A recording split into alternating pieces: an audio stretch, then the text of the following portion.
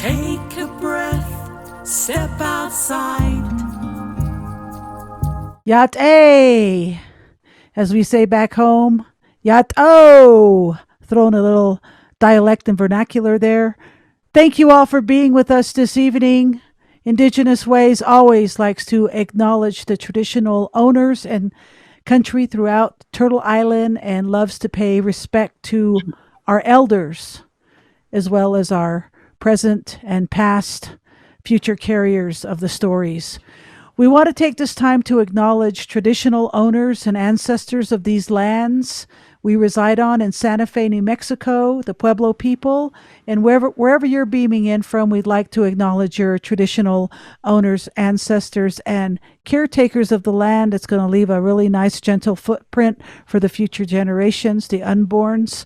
Indigenous Ways is dedicated to bridging cultural exchange with people globally.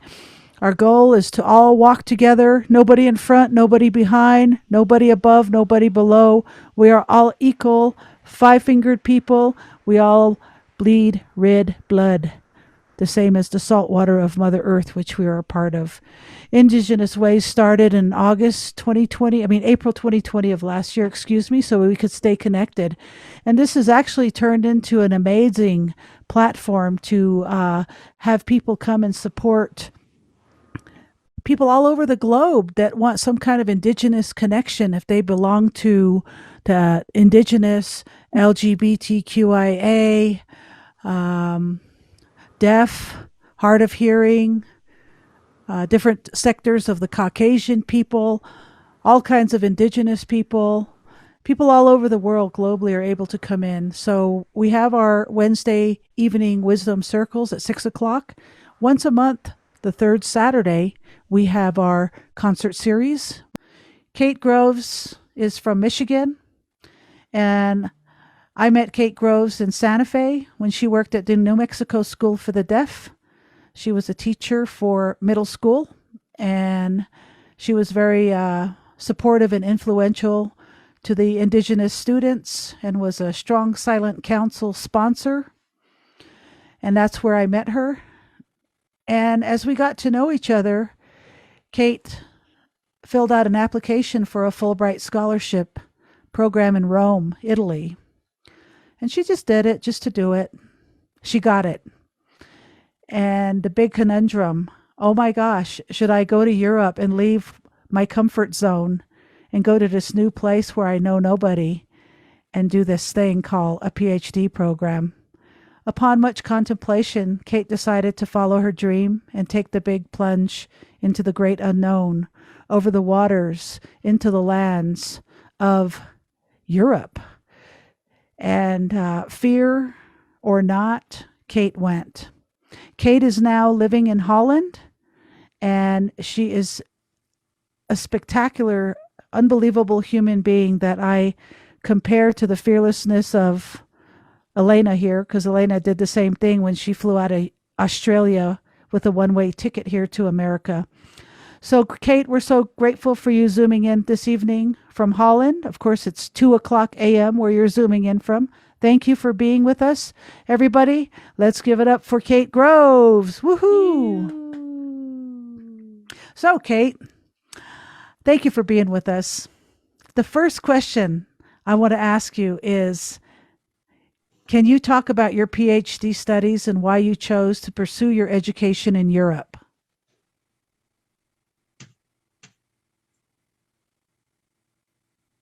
Yeah, sure. So I have a really long answer for that. Are you ready? So I started teaching in 2003, and I became incredibly fascinated with the concept of motivation and why students are motivated to learn, why they want to do things. I got involved with that, and that was the beginning. Now, that topic, motivation, is incredibly broad. I was curious, so as I was teaching, I would also observe and chat with different people. And I became fascinated with the idea of attitude and language. Because I myself am an English teacher, So I would ask students, why do you want to learn English? Why are you here? And I worked with high school and middle school students at that time. And for them, of course, they have to learn English. So that's why they're there. But later, I met other students that actively did want to learn English. Maybe they learned because they wanted to take the class, or they wanted to travel. They wanted to read things that were on the internet. They had various different reasons for being interested in English. And looking back on my teaching days, there was one student that really stuck out to me. He was from Mexico, and he knew LSM, which is a form of Spanish Sign Language. He came into our school as a new student, and I asked, "Can you teach me some LSM?" And he refused. And I said, "Can you teach me some Spanish?" And he refused again. His entire idea was that he now lives in America, so he wants to learn English, he wants to learn ASL, and disregarded his roots in some way. So I was wondering why he wasn't interested in being this quadrilingual person, why he would be so resistant to keeping that part of his heritage. Now, I moved to Italy and I met one deaf man. I asked him the same question similarly about the Italian language. Why are you interested in Italian? And he answered, everything's written in the Italian language. I have to be able to communicate with people. And I asked about sign language, and he didn't seem too willing to do that either. Really, it was kind of a hearing oppression on him because he wasn't as interested in preserving that part of his identity as well. So I started my PhD program, and I started to think about my own experience growing up. When I was born, why did I learn English? And for me, learning English was how I accessed education. My parents themselves didn't really know other deaf people, and English was my way to view the world. It was my way to access the world. And I had that kind of internalized, oppressed experience as well. I thought it was incredibly fascinating, and I wanted to study deaf people and their differing perspectives on language, spoken language, sign language, and figuring out their attitude and how their attitude differed between the spoken and the signed. So I started that project in Italy, and I focused on differing groups of students that were in the schools in Italy. And then I became pregnant.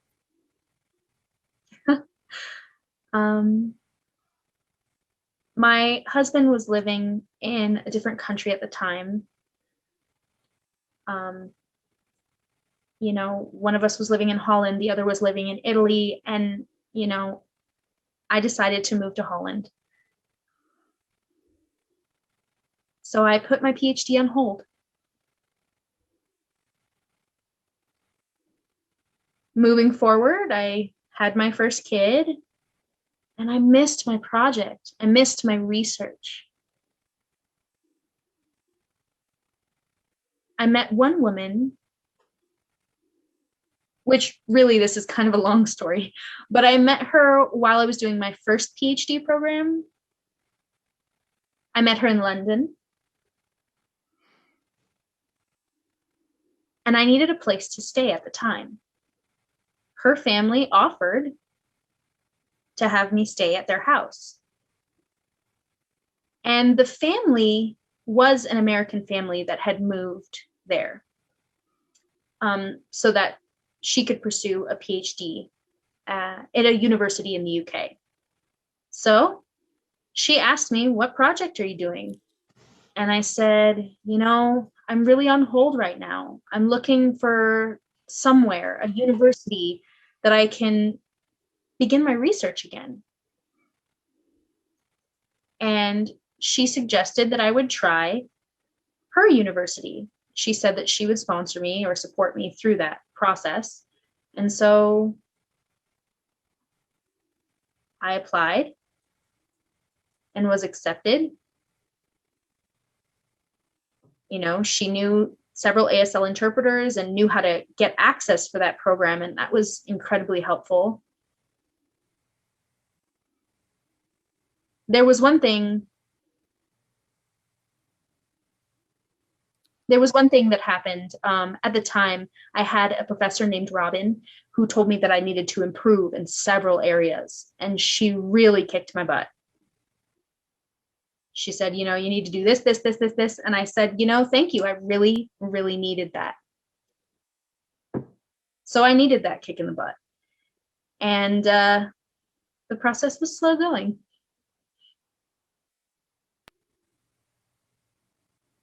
I was a first-time mom. I was a part-time PhD student.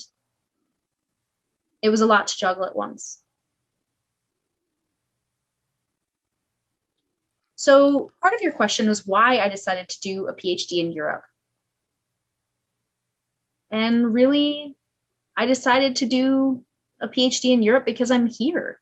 And I wanted to do everything all at once and be able to satisfy all the things, all my goals. So it's cheaper here as well. Tuition here is a good deal cheaper. Really, also, I met the right person to work with, and that's why I decided to do my PhD here in Europe. Wow, that's fabulous. That's inspirational, and that's very hopeful for a lot of people that have aspirations and dreams that actually want to pursue them. And it looks like that's exactly what you've done. So the next question I was thinking about, and I'm really grateful that you got your citizenship in Europe through your marriage to your husband, Tobias. And that's awesome. So you're a dual citizen now, right?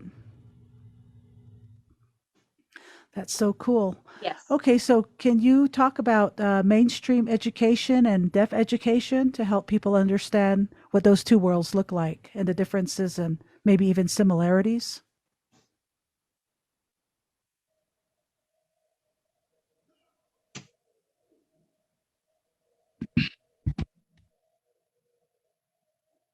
Right. And I realized I jumped in a little bit talking about the mainstream school program. So I'd like to clarify that. There's two types of major categories of deaf education. There's what you would call a deaf school, which is a traditional form of education, which is also currently shifting and has shifted with the times, along with different teaching philosophies as they've evolved. Now, that type of education at a deaf school is much more deaf-centric, whereas there's other type of education, and people refer to it as normal education, and I don't want to label it that, but there's no culture, there's no barriers, and it's there. So if you're born a hearing person and you have no handicaps, quote unquote, then that's the educational system you are educated in. So now we're talking about options for people with disabilities. And I want to emphasize that disability. So people with disabilities can attend a public school with other children. And that type of education is referred to as mainstreaming or a mainstream education. And there's two different signs for that. There's this one where I have both hands in a 5-hand shape and I mix them together. And that's typically if there are multiple deaf students at a particular school program, which means that you would have both groups of kids, deaf and hearing, as subsets or sets in school, and they interact. Now, if you happen to be at a small school with a small district and it's a small program, then we would use a different sign like this, which is a single person being added into the mix. So it's like a single drop of water being dropped into the ocean.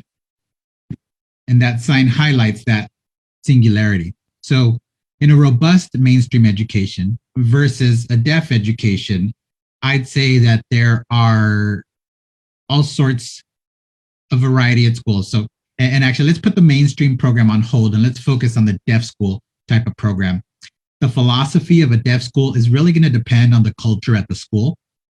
Some schools have a heavy focus on deaf culture, on American Sign Language, on providing robust role models that are deaf as well. A deaf school also focuses more on equipping deaf children with tools so that they can now navigate life and make the choices that they would like to make. Now, whether it's signing less, speaking more, or speaking and signing at the same time, there's a whole variety when it comes to those aspects. And there is no singular system of education for that. Now, in a mainstream program that has multiple deaf students, you would also have something similar as what would be at the deaf school. Now, it would depend, of course, on funding, type of staff, and so on and so on. That would affect the variables in a mainstream program. So let's say you're in Southern California, maybe even New Jersey, as far as Michigan. There are areas that have huge clusters of deaf population. So it's easier to have a more diverse and robust program that is more accessible for deaf students or students that use American Sign Language, because there's a critical threshold of language being used at that mainstream program.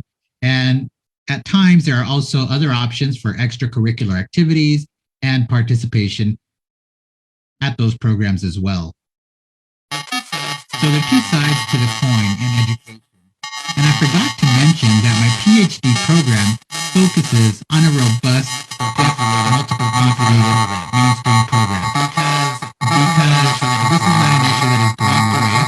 Mainstream programs aren't going to suddenly. So I am curious about how society is now influencing. As to how, I'm curious as to how society is influencing those kids and their perception of language, and knowing or learning multiple languages. Are they honoring and focusing more on being multilingual, or is there more of an emphasis on being monolingual? And that was a message I had forgotten to share initially.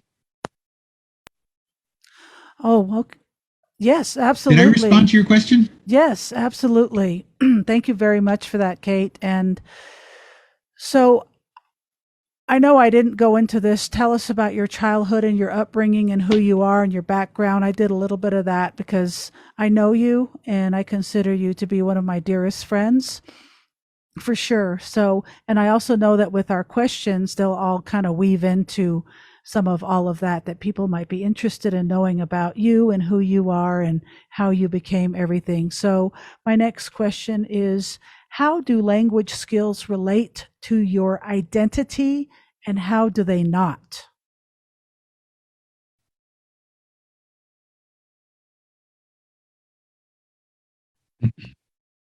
Right. And I think this is something that continues to evolve on a daily basis, because I was born deaf to a hearing family. My parents had no idea about deaf people, deaf culture, and so on, but they were very open-minded. And what's important is to have access to communication. But at the time when I was born, the system in Michigan was encouraging more of an oral focused program. And they told my parents things like, if you teach your child sign language, they'll never be able to learn English. Surprising, right? Which I think is a huge misconception that continues to current day. there are hearing families that have a deaf child born to them. Not knowing what to do, their first step is to approach a medical professional, a doctor per se. And doctors have a huge role and impacts on what families do because they're the first door and that first point of entry to information. So there are many families that are left in a quandary and they're not sure what to do. And they believe things like, well, teaching sign language is bad. I better teach my child how to speak. And that was my family's experience. And so my parents accepted that advice and taught me to speak and taught me speech. Of course, with that, there were constant struggles. And for a long time, anytime I tried communicating with other people, it was difficult. I wasn't able to understand things. I mean, I was just a child. I was a kid.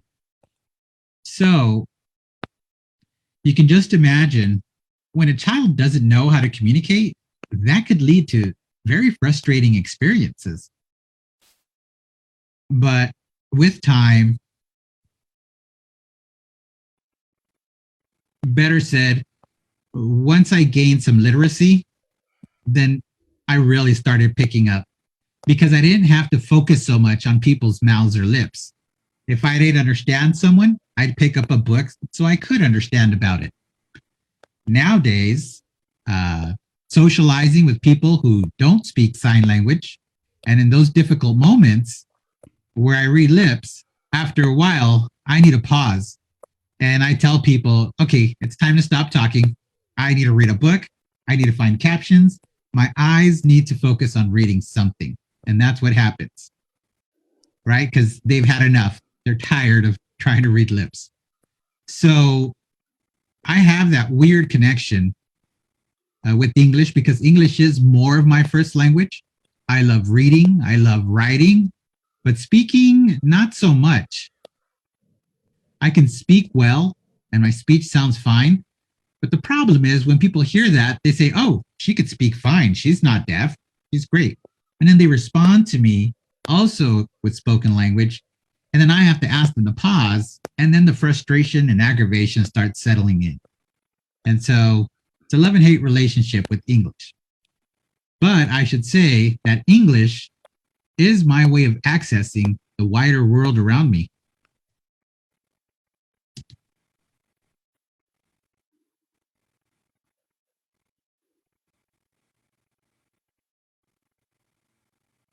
In high school, one of my classmates took an ASL class, an ASL 1 class, and suggested that I join them for an ASL class in the summer. I thought, okay, my curiosity was piqued. And as soon as I started learning some, I really dove in. I mean, I just picked up some basic ASL, such as, how are you? A couple greetings, an introduction. Hi, I'm so-and-so. I picked up the basics. When I was in college, before college, I decided to attend the Rochester Institute of Technology, RIT. And the reason I selected that school is because I knew they had a huge student body there, sign language. And I was curious about my identity as a deaf individual. And so I continued my learning progression of American Sign Language. And being at RIT, just starting school there, was a huge impetus for me to continue down that road. And I never looked back. My mom said to me, wow, I wish I had been more stubborn in the past and gotten you more ASL supports.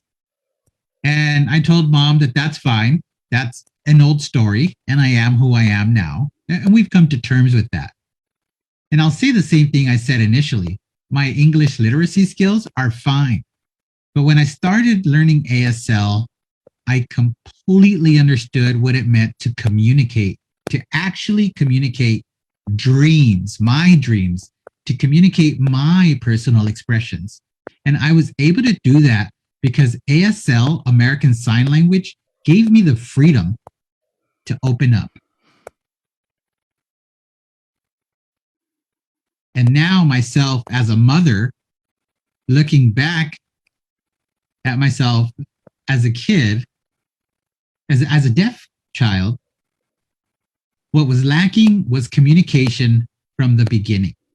So I'm very fortunate in the fact that my parents did everything they could and tried as many ways as possible to communicate. They weren't lax. They didn't want to just leave me on my own without a relationship. However, I do have to keep in mind the sad reality that there are many other deaf children that don't have the same experience I did, that have a tough time communicating their emotions and feelings to their parents. Those are completely abstract concepts. In order to understand things, you have to talk about feelings.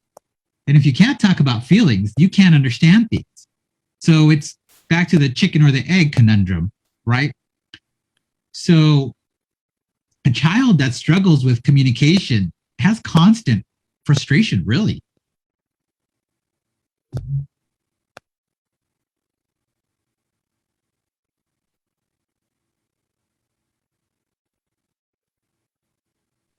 And I'd have to say that's also part of my fascination with language attitudes. How to support positive attitudes toward language so that we can help people realize that language is a necessity for communicating different purposes and different things.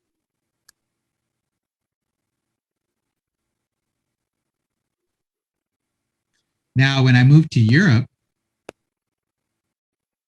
I visited various countries here, and I've also picked up some of the languages from the other countries.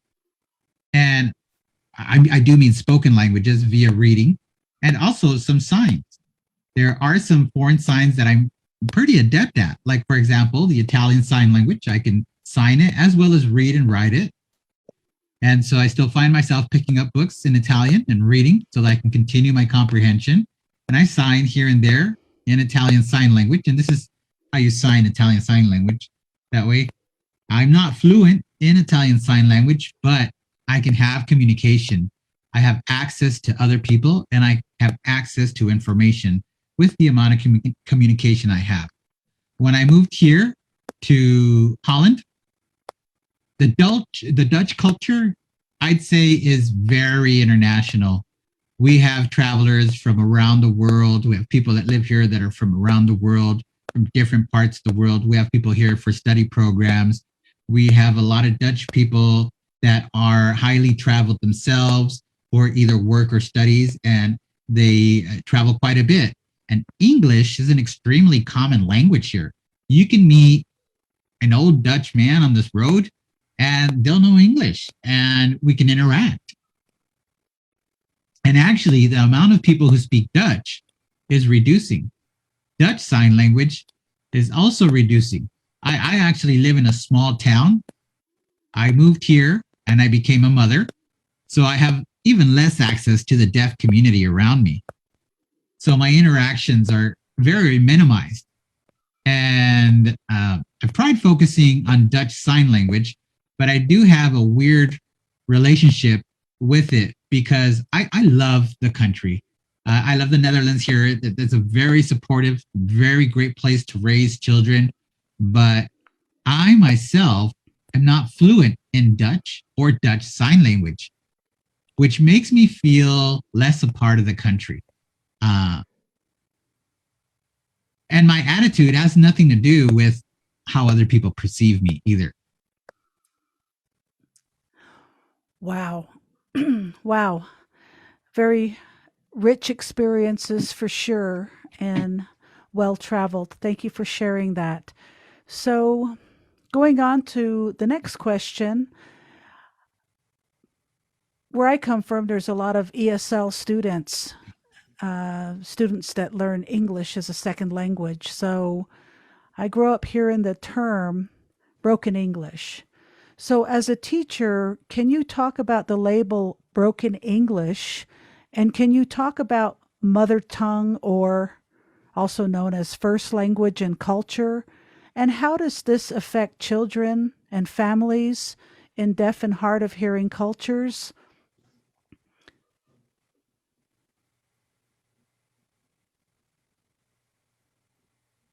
Yeah, So really, my perspective regarding broken English is twofold.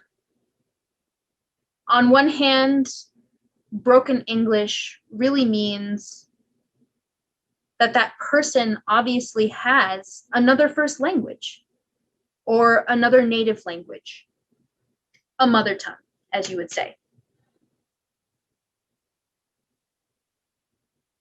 Maybe they learned English later, or maybe they had less access to learning English. But that still supposes that they have an inherent first language already within them that isn't English. Now, the second part of my perspective on this is my perspective as a deaf teacher.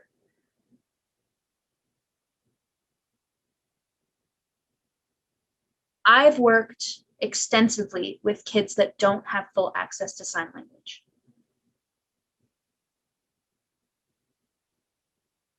If a deaf kid is born to a family that has no experience with sign language or with deaf culture, how do they give that communication and that language to their child?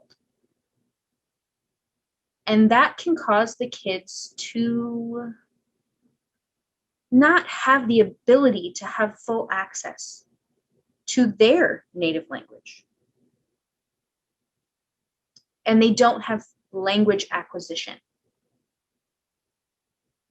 At no point can you say that they have 100% full access. And even at school, if they have access there, they're still not getting it at home. Deaf children born to hearing families have a very similar situation, but there's also a variance within different hearing families. There are some families who provide as much as possible, as much as they can, and giving tools that those kids need to access language.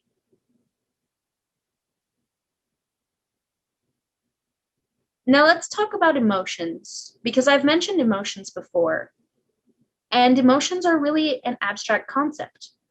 Love is abstract, anger, happiness. And those abstract concepts can be confusing for a student, and how to tell one emotion for another can be tough as well. So we're already talking about not having full access to understanding basic concepts. How on earth do we then help that student reach those critical understandings of those access to their own emotions when they don't have access to basic foundational concepts? And that lends itself to broken English as well, or broken any language. It can be broken ASL as well. It is not unique to just the English experience. Now, if those students don't have a first language at all, that can be a huge problem. So it really doesn't matter what language the families use for their kids. What really is important is how they give those tools to their kids so that they can access communication in the first place.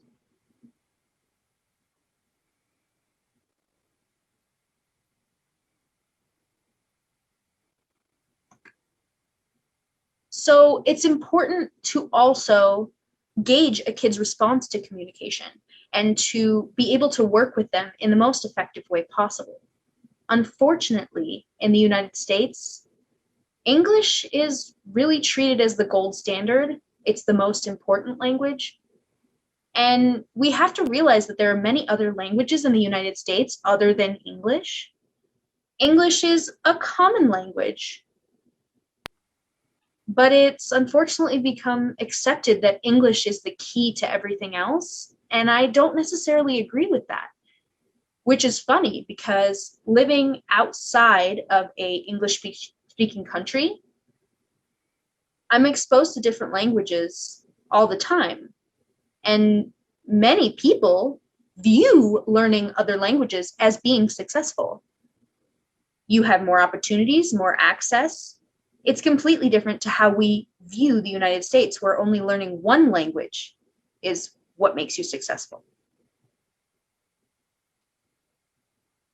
So really, I think that the more languages you know, the more rich and dense and complex your ability to understand is. Thank you for sharing that. That's a very interesting topic. So when you said you were going to study PhD with the psychology and attitudes of language, particularly studying and focusing on children, deaf children, I thought in my mind, Kate is going to go to Europe and she's going to discover this potion to be able to teach English in ASL, proper word order and all that kind of stuff. But it goes much deeper than subject, verb, object, right? It goes much deeper than that. And so, yeah, great stuff, Kate. Thank you very much. And also, it just depends on the teacher. Yes, and I wanted to talk about ASL interpreters in classrooms, but we don't have time for that. So the next question I want to have for you is, what does expat mean for your identities as a deaf woman, a mother, a PhD student, a wife in Holland?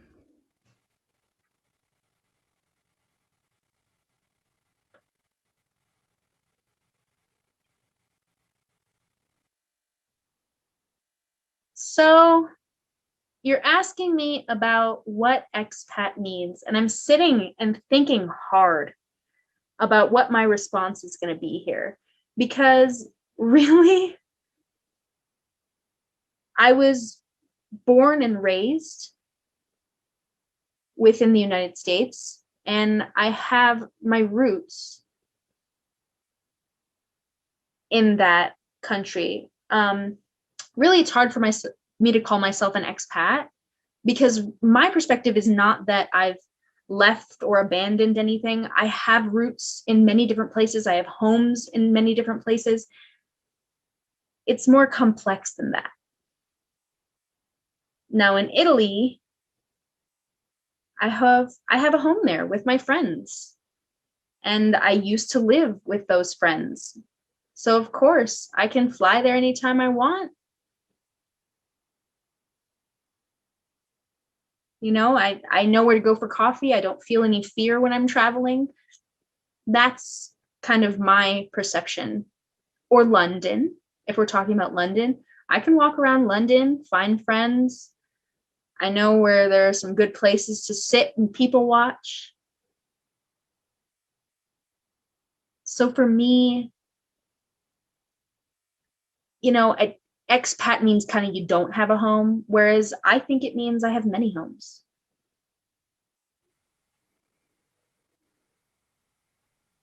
And then, you know, yes, Holland here is home base.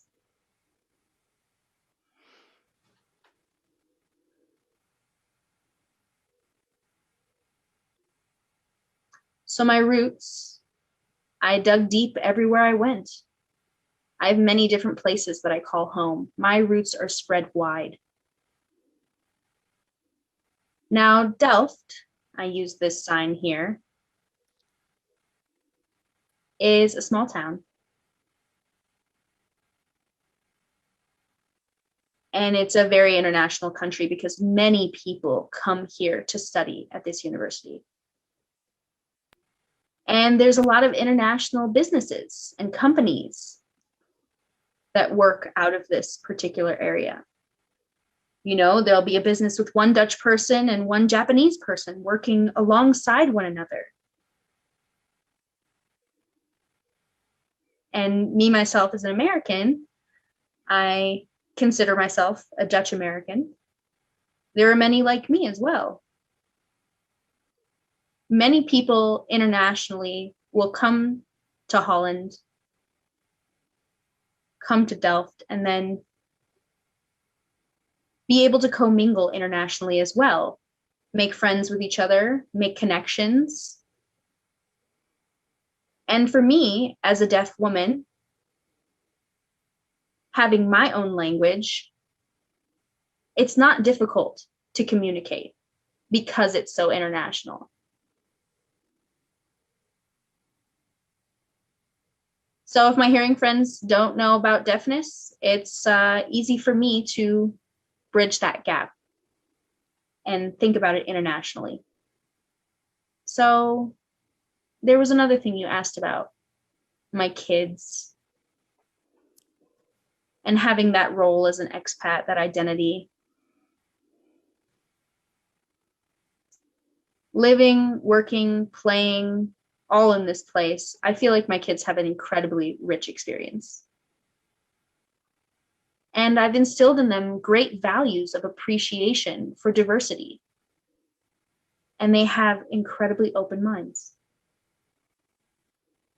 I also try to encourage my kids to learn a multitude of different languages, because our neighbors speak Spanish as their first language. So I asked, can you please speak Spanish with my kids?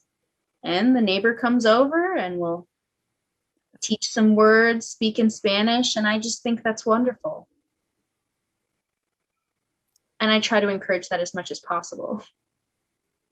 Because obviously, as a deaf person, it's hard for me sometimes to communicate with my daughter, who is very fluent in all these different languages, and try to encourage her at the same time.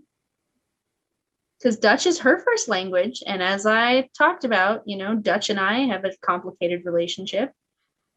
And I have to put my own experience aside and work through it to communicate effectively. I know later we'll be able to communicate well. Or I guess communicate more fully. That's amazing. I wish we could all see your two girls now, but I know they're in bed, probably with your husband. So lots more to talk about, Kate, but I'm going to ask you. Hopefully they're asleep. Yeah, fingers crossed there. Exactly. So the final question I have for you this evening is, being our theme this year, thriving in purpose. For you, Kate, what does thriving in purpose mean?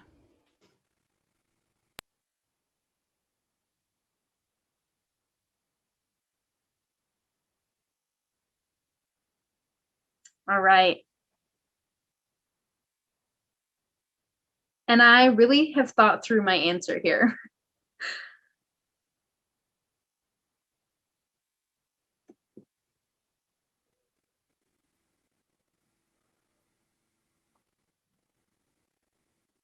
So traveling right now has become really difficult because of COVID.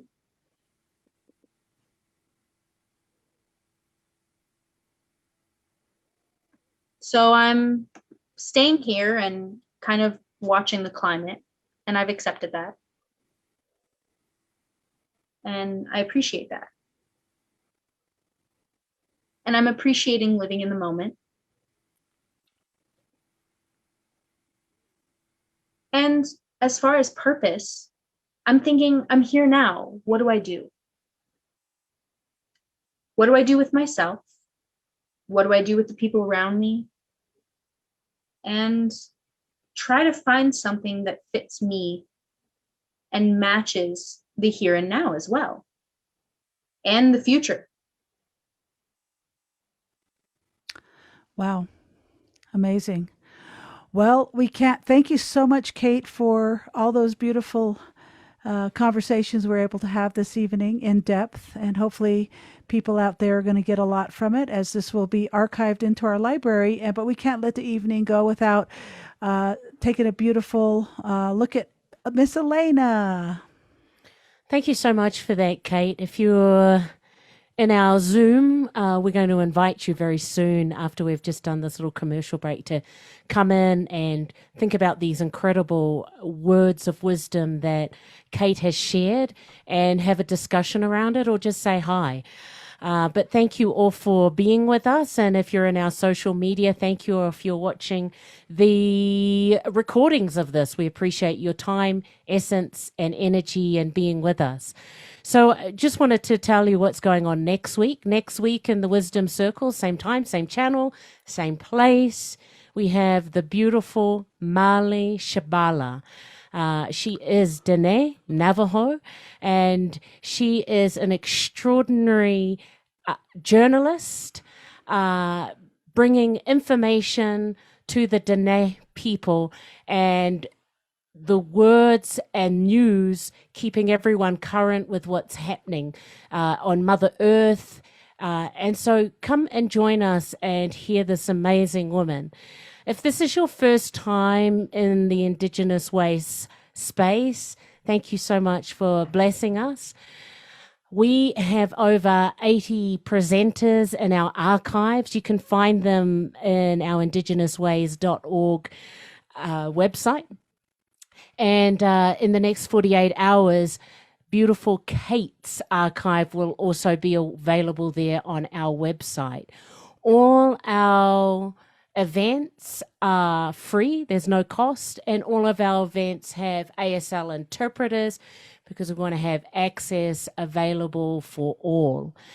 And that is courtesy of our sponsors. So we want to give a shout out to the Native American Advice Fund, the Santa Fe Community Foundation, Westaff, New Mexico Arts. On the 1st of April 2020, we wanted to, what could we do to stay together? We organize and produce a lot of events. What can we do together to stay through this global pandemic? And we went online.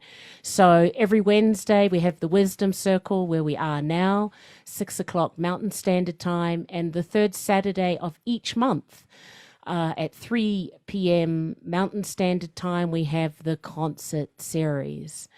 And we also want to thank our board members and also all those individual donors that have allowed us to keep going.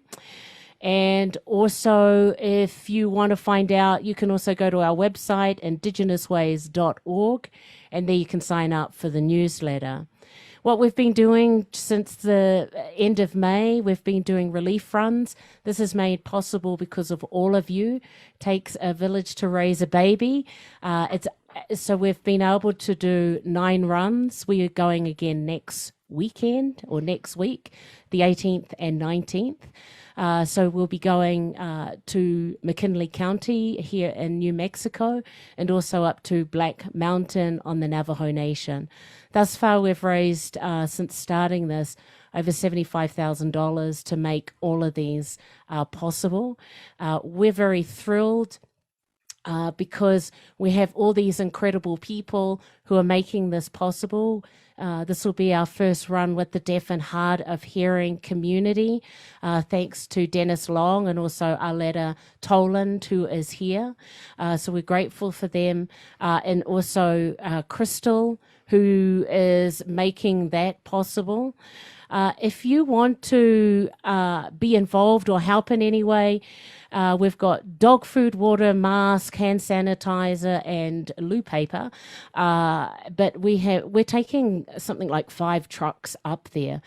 Our next run that we're doing next week, we're very grateful to the Beauty Way Foundation, Chris Averston, who's also on with us this evening, the Colorado Creating Change, Lucas Garcia, who will be joining us, the New Mexico Foundation, American Native Relief Fund, also Mogro and Vegan Outreach, who are supplying produce for this run, and all these incredible people from the community. We've had so many people dropping many items off over the last few weeks. We're just so grateful in making this happen. Also a big shout out to Meow Wolf, who has been really instrumental behind this. We could not do this without any of you.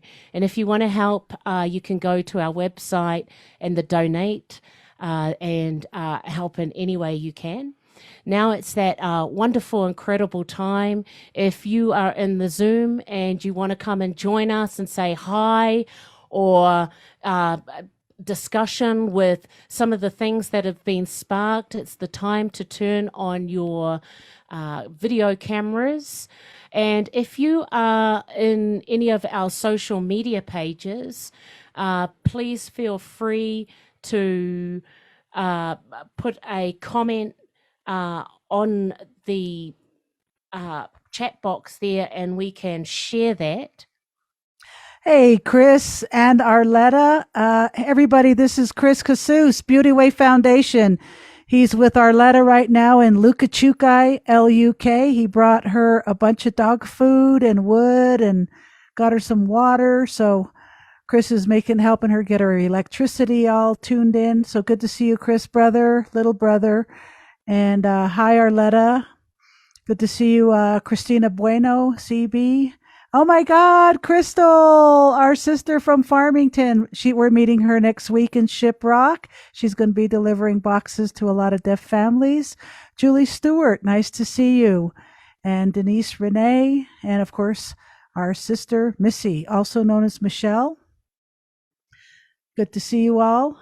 Katie, Chris Groves, must be family there. Okay, I am going to let you guys raise your hand and go ahead and ask Kate anything you want. All right, let's start with Denise Lopez.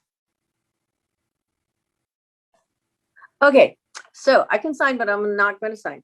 All right, so I am a teacher for the deaf, and I just had a meeting today with my brand new student who was born hearing and became deaf because of having cancer and chemo and all that. So he's now 7, but he had the diagnosis at age 5. So I don't really know how long he's been deaf, but my question to you is, what would you advise the mother to do? I have already said everything I could say, but I just want to know what you might advise to this mom. He has language. He acquired language because he was born hearing, and he can speak well. He understands fairly clearly. He's having trouble with his language, of course. So I just want to know what you might suggest telling mom.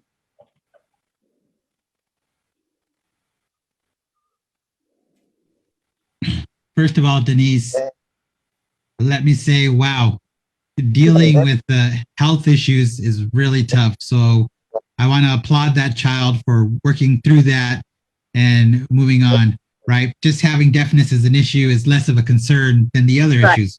Right. But obviously, communication is the most critical part. And how this child communicates his feelings and emotions through people, and actually how to share those throughout the rough experience he has just survived. How the family supports this child, how the school supports the child, all comes into play. And so can we hone in on your question and make it just a little more specific? I just want to reassure the mom that, as long as she gets involved with her child, because I don't even think she's at the point of thinking, do I want sign language or not? Do you know what I mean? Everybody that's on the team has already put a goal focusing on language. I'm going to focus more on the emotional part and the advocacy part, because the other teachers are working on the language, even though I'm doing some language. So I guess because you said that the emotions are very important, which I think they are too. Well, what can you suggest as material to go to that I can use for my curriculum to help this child with the SEL, which is the social emotional language? In terms of materials, I wouldn't know what's available, but let's talk about the child and make it child focused. What do you believe the child wants? Well, Does he seem to want more sign language, or does he seem ambivalent? Does he want to be treated as a normal person? I think that's going to be the determining factor, is his attitude and his outlook on that, and then go from there. yeah, I've yet to determine that because I have not met the kid. I think I've had maybe up to 10 minutes of him seeing me seeing him, but not necessarily working with him because on Zoom right now with the COVID, I can only observe his classroom. So haven't worked with him. I start tomorrow. So I want to, build a good foundation with him and get to know where is he and what, because I think he doesn't know that he can't hear. That's the other part because it's new to him. So I think he thinks he's hearing the conversation because he's watching it and he can hear some. So I think he's missing on it, but I don't think he realizes that he's missing some of the pieces in speech when he's trying to listen. Sorry, I don't mean to take up time, but I just wanted your opinion on this is new. No, this is Denise. Thank you. It's a very good question. It's a good question. How old is he or 7. the child? 7. It's a boy. 7. Right. 7. All right. Well, thank you very much. I'd say try to figure out what he wants. Okay. All right. And Rogelio, you had your hand up from Austin. Good to see you, brother. This is Rogelio. Yes, Tosh, very good to see you too. Okay, my question for you tonight. First of all, thank you. Thank you for making the time to join us tonight and speak to us at 2 a.m. Your time. And also, let me thank the 2 amazing hosts and also the interpreter. I'm curious about your work. How do you feel about bye-bye and VS and multilingualness? My perspective on it has been focused, let me see where you're on the screen. My perspective on it, Rogelio, has been just a mainstream focus. I have a time constraint and I'm just the only person working on it. So I'm hoping in the afternoon to make a comparison of the various groups based on the data that I've collected on these groups. And then I can share that eventually. Okay, thank you so much. Yeah, no, I appreciate the question. Thank you. Beautiful, Rogelio. And Chris and Arletta. Arletta, would you like to say hi to Kate?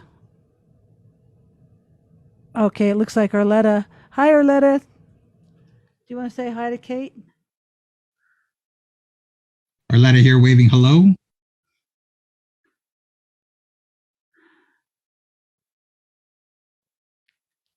Do you want to talk, Arletta?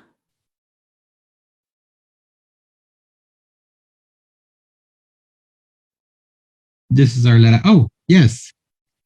I missed some parts. I do apologize for that. But I did find it interesting what you mentioned about the Dutch language and the English language. I wonder if there are any similarities. And Kate here responding, no, they are completely different. Dutch Sign Language and American Sign Language are completely different and have different beginnings.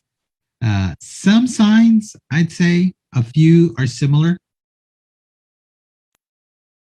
What about facial expression? Does that continue the same as American Sign Language? Asked Arlita. And Kate says, yes, facial expression does remain the same and functions the same. Arlita here. So I'm just asking if Dutch Sign Language has the same type of features as American Sign Language when it comes to facial expression. And this is Kate. Okay, I find that question fascinating because some expressions are different than the American Sign Language expressions. And the reason for that is because they're based on cultural differences. If I can provide you an example, I'd have to say, okay, if someone were to say, and let me double check. I'm trying to come up with a good example on the fly. I apologize, but like this, right? Or if you like something, there's a shrug, which is a, yeah, I like it, which is different. In American Sign Language, when you like something, you kind of have a smile, you raise your eyebrows and you bounce your head a little bit more. But the Dutch response would be a little bit subdued, and the expressions would be a little bit different. And I would say sometimes the gestures, the manual gestures, are just a little bit different, right? Like, for example, people here, when they say something's delicious, they do this hand wave by their head. They don't rub their belly when something's delicious. And I mean, hearing people out here. In the United States, of course, they say that was yummy. Here in Holland, they would say, well, that was yummy. So those types of gestures are different. Yeah, it's not a hand wave, but it's over here by the head. So those types of things are different.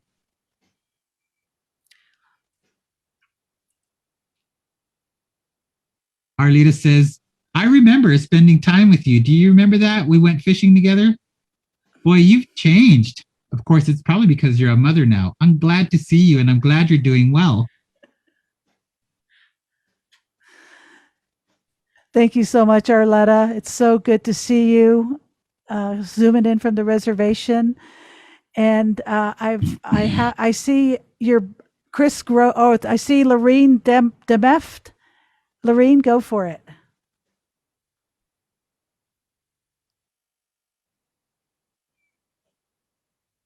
Yeah. Hi, Kate. I was wondering, we contacted each other a while ago, or I contacted you. And I was wondering, you had mentioned, at what time did we contact each other? Was it 2007, 2018? We went to the university together. Yeah, Roman in Italy. Yeah, absolutely. And Kate is saying, yeah, it was an incredibly small community. There was no English there. Sorry. There was one town that was incredibly small. And the city name was Cosato. And Lauren's asking, isn't that in the west? Is that above? And Kate's saying, no, it was kind of near Turin, in the colder regions of Italy, near Milan.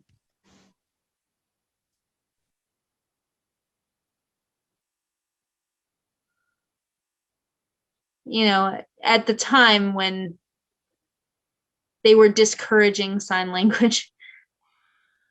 And Lorene says, yeah, so I'm just wondering, how on earth did you learn Italian Sign Language? Because how on earth do you do that, even speaking Italian? And Kate says, I needed to learn Italian language. I had no choice. I had to go into the stores. I had to buy food. No one speaks English here. So Italian was a necessity. And in my experience, I learned Italian Sign Language from working in that small school, in that small community. And there were a couple other deaf teachers that used that sign language. And I kind of picked it up. I felt like I had better access with it. So using it with the kids as well, and encouraging them that way, and working with 4-year-old kids, being able to learn from them, learn from other teachers. And really that language helped me understand Italy as a whole much better. And they had a parallel together, the signed language and the spoken language. And Lorene's saying, oh, you learned it there. You kind of learned in practice. And Kate's saying, yes, I did. If I had to find something, find out where to get coffee, find the bathroom, just had to pick it up. And Lorene's saying, so it was before college. And that seems a little bit better, because it feels like, you pick these things up so quickly. I've seen hearing people pick things up so quickly, and I've seen in Italy, the hearing people pick things up especially quickly, because they're a very gestural community. And I'd see hearing people in Italy be so much more accommodating than hearing people in the United States. Because having expressions in Italy is a natural part of their culture versus the United States, where they want us to tone it down. And, it's almost overwhelming that we have so much expression in our faces as deaf people and using ASL.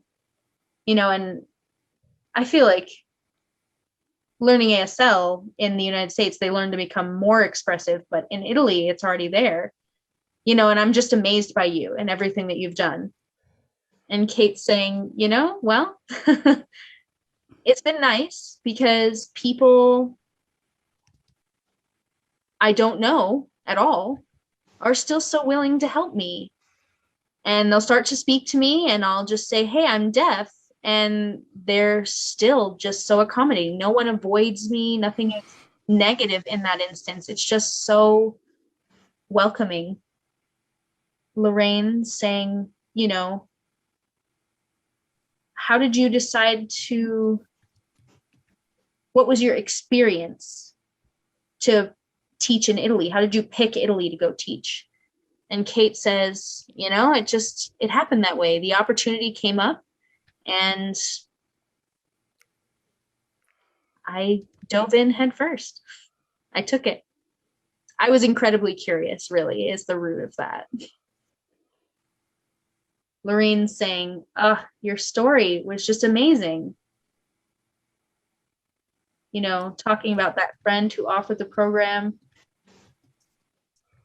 and just watching. And thanks to the producers here now, too.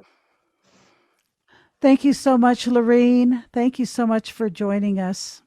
All the way from Italy. All the way from Italy. Wow. Thank you. So, you're not from Italy? Okay. From Italy. I'm already back home in America. I was a teacher, and I am a teacher currently at a deaf school.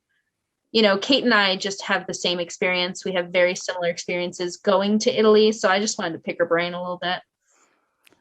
Thank you so much, Lorraine. But you know what? I don't want to end the evening without giving Chris Groves a chance to say something. We're going to have to end the night. But Chris, I see the last name matches Kate, so I'm assuming you're family. We just need Yes, you to I am. unmute. Awesome. Yeah, no, I am very proud of my sister. I look at her travels and her time that she spent with you guys in New Mexico as really, she's had a very rich life, and it's really nice to see and hear her explanations of like how she lives her life and how she's trying to, pass on what she's learned to her kids. And certainly Kate's life and Kate's experiences, and thank you for having her on this, but Kate's life and her experiences have enriched us as well. So I know my parents have listened in and do plan on listening in. My cousin has some issues in the hospital right now. So I just wanted to be here for the family. And my daughter was on a little bit earlier, and just say thanks to you at IndigenousWays. And thanks, Katie, for sharing your experiences with us. All right. Well, thank you so much, Chris. And I want to thank everyone. I want everyone to share tonight. But, everybody, Zoom, social media, live, and those watching the recording into the future, thank you. We want to give a special shout out to our ASL interpreters always. Thank you. You all rock so amazing. Zoel, we love you. Cress, we love you. So everybody come check us out next Wednesday at the Wisdom Circle with Marley Shabala. She's an amazing Navajo traditional journalist. She has a story and a half to tell. She's been doing news on the Navajo Nation for over 30 years, and she lives in a traditional way on the reservation. Very ceremonial woman. We're really excited to have her. And lastly, we want to thank the one and only Kate Groves, who's making it happen. We love you, Kate. Keep rocking. And come back to America, please. We miss you. Touch the earth.